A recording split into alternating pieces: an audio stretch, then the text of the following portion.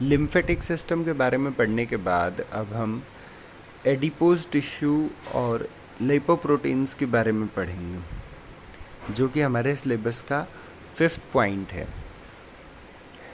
Adipose tissue क्या होते हैं? ये बॉडी फैट है, क्या सिंपल फैट जो एक लूज कनेक्टिव टिश्यू के जैसे काम करते हैं। It composed mostly of adipocytes या हम इन्हें लिपोसाइट्स भी कह सकते हैं। फैट की जो सेल्स होती हैं, फैटी टिश्यू जो होता है उसे हम एडिपोज टिश्यू कहते हैं। ये एनर्जी को स्टोर करने का काम करता है। Adipose tissue is the storage site of triglycerides. Okay, fat का या ट्राइग्लिसराइड्स का स्टोरेज हाउस कौन है? एडिपोज टिश्यू है। ये जमा होते रहते हैं और एक अच्छा इंसुलेटर है शरीर के लिए। Okay, the amount of adipose tissue increases, new blood vessels form. Okay, तो जितना एडिपोज टिश्यू बढ़ता है उतने ही ब्लड वेसल्स का फॉर्मेशन ज़्यादा होता है। ओके, तो एडिपोज टिश्यू दो टाइप के हैं, वाइट और brown adipose tissue. White adipose tissue क्या होंगे? Most adipose tissue in the adult is white adipose tissue. ठीक है, जो स्किन के अंदर, सबक्यूटेनियस टिश्यू के अंदर, इंटरनल ऑर्गन्स के अंदर। ठीक है, तो इसमें जो है अलग अलग टाइप के सेल्स होते हैं,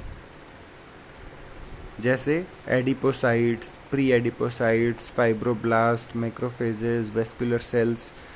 वाइट एडिपोज टिश्यूज जो है वो एनर्जी को स्टोर करने का काम करते हैं और एक अच्छे इंसुलेटर भी हैं शरीर में। इसलिए जब भी हीट लॉस बॉडी का अगर ज़्यादा होता है तो ये उससे प्रिवेंट करते हैं, हीट लॉस से बचाते हैं। ठीक है, इंटरनल ऑर्गन्स को सपोर्ट करना, बॉडी को प्रोटेक्ट करना, ये वाइट एडिपोज टिश्यू का काम है। दूसरा होता है brown adipose tissue. Brown adipose tissue dark colour में होते हैं। ऐसा इसलिए है क्योंकि इनमें जो ब्लड सप्लाई है वो बहुत ज़्यादा होती है, due to very rich blood supply and large number of pigmented mitochondrias. और इनके जो माइटोकॉन्ड्रिया होते हैं वो पिगमेंटेड होते हैं और नंबर में ज़्यादा होते हैं। तो ब्राउन एडिपोज टिश्यू जो है वो फीटस और इन्फेंट्स में ज़्यादा मिलता है, ज़्यादा फैला हुआ होता है। ठीक है, एडल्ट्स में होता है लेकिन बहुत ही थोड़ी मात्रा में होता है। Brown adipose tissue generates body heat. ठीक है, ये बॉडी हीट को जनरेट करता है और बॉडी टेम्परेचर को मेंटेन करने में, इन्फेंट्स में, न्यूबॉर्न बेबीज़ में बॉडी टेम्परेचर को मेंटेन करने का काम ये है, ब्राउन एडिपोज टिश्यू का है। ठीक है, तो ब्राउन एडिपोज टिश्यू, इसमें याद रखने जैसा तो क्या है कि बी से ब्राउन है और बी से ही बच्चे होते हैं, और बच्चे भी कैसे? छोटे बच्चे होते हैं जो। ठीक है, तो वाइट एडिपोज टिश्यू क्या होंगे? जो एडल्ट्स में पाए जाते हैं। ठीक है, ये वाइट एडिपोज टिश्यू हैं। लिपोप्रोटीन्स क्या होते हैं? Lipoproteins small particle in blood like cholesterol, phospholipid, triglycerides, इनको हम लिपोप्रोटीन्स कहते हैं। लिपिड और प्रोटीन्स जो बेसिकली ब्लड में पाए जाते हैं। ठीक है, इनके फंक्शंस क्या होंगे? Transport of fat soluble substances, transport of free fatty acids in blood. ठीक है, ट्रांसपोर्ट ऑफ अदर लिपिड्स।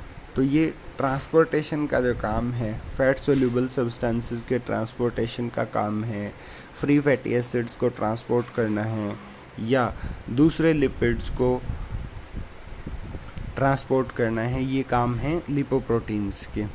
तो आपने देखा होगा कि लोग कहते हैं हमारा ट्राइग्लिसराइड बढ़ गया है, कोलेस्ट्रॉल बढ़ गया है, तो वो ब्लड के सैंपल्स जब देते हैं उसे कहते हैं लिपिड प्रोफाइल। अब टेस्ट का नाम क्या होता है? Lipid profile. भैया लिपिड प्रोफाइल करवाया था और अभी जो है ये सिचुएशन है। तो क्या हुआ है कि ये जो स्मॉल पार्टिकल्स हैं, कोलेस्ट्रॉल है, ट्राइग्लिसराइड है, फॉस्फोलिपिड्स हैं, ये ब्लड के अंदर ही रह गए हैं, इनको ट्रांसपोर्ट करना था, इनको दूसरी जगह पर जाना था, वो जा नहीं पा रहे हैं। ओके, तो लिपोप्रोटीन्स के टाइप क्या होंगे?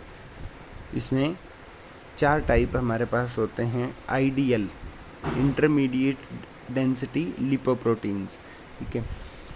Ideal formed from degeneration of very low density lipoprotein and cholesterol, okay, cholesterol rich VLDL combined to contribute to the development of coronary artery disease।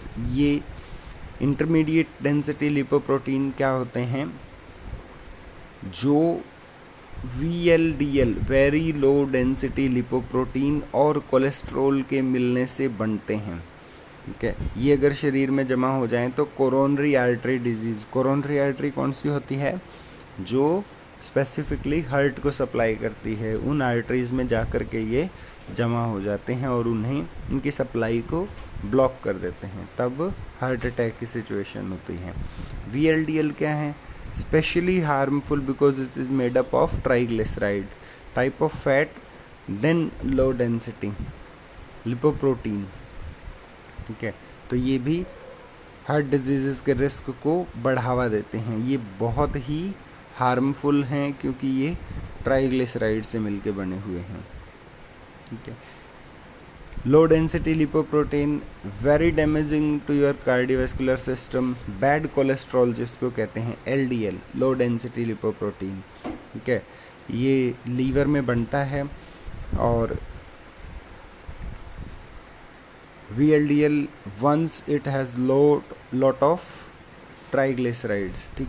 अगर एक बार VLDL जो है बनना शुरू हो जाए लीवर में तो इसमें बहुत सारे ट्राइग्लिसराइड्स होते हैं और ये ब्लड स्ट्रीम में ही घूमते रहते हैं।